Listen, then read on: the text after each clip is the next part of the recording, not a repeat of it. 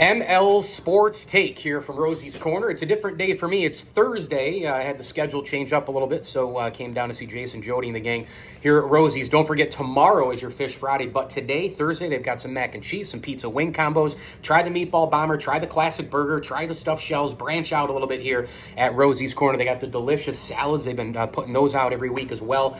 Different things. I had the Mexican salad last week. A bunch of different salads are just very, very good. Your drinks and your desserts and your chip sides, of course, are here at Rosie's as well. On Instagram, on Facebook, Rosie's Corner is a proud ML Sports Platter sponsor. And don't forget to download the Slice app, and you can, of course, order Rosie's from there as well.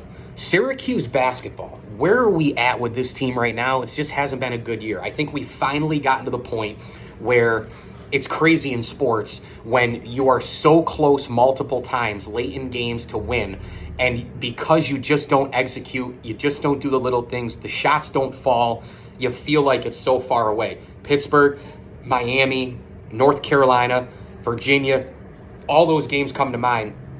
And Syracuse really could have used, I want to say three. I don't even think 2 wins would have done it, but 3 of those wins I think would have been absolutely enormous. I mean, look at a record now of 16-7 instead of 13-10.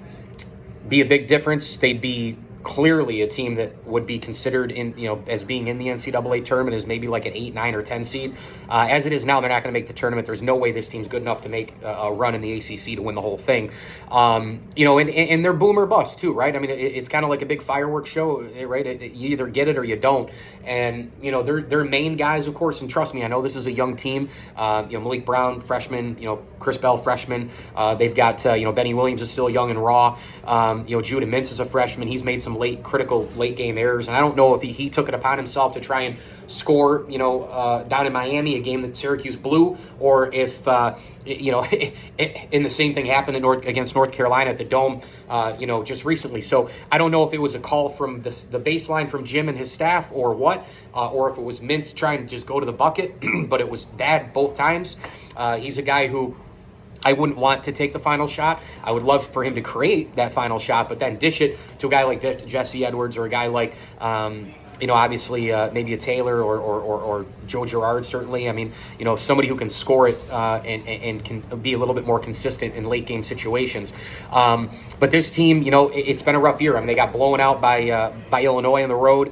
They lost to Bryant at home. They got smoked by Colgate at home. They lost to St. John's. It took overtime to beat Richmond.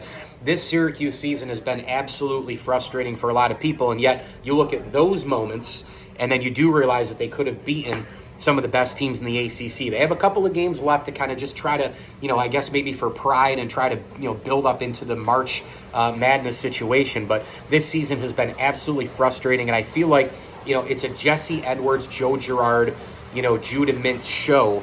And if you don't get those guys with a little bit of the help from other areas, it makes for a really long game. If you're missing 2 of those guys, you need 2 or 3 or 4 sparks, somewhere else off the bench. And it's just, they're just not getting consistent production all across the board. What a role player does plus what a starter does, combining those type of things. But really, to me, I think they've gotten enough offense for the majority of the season. I really do.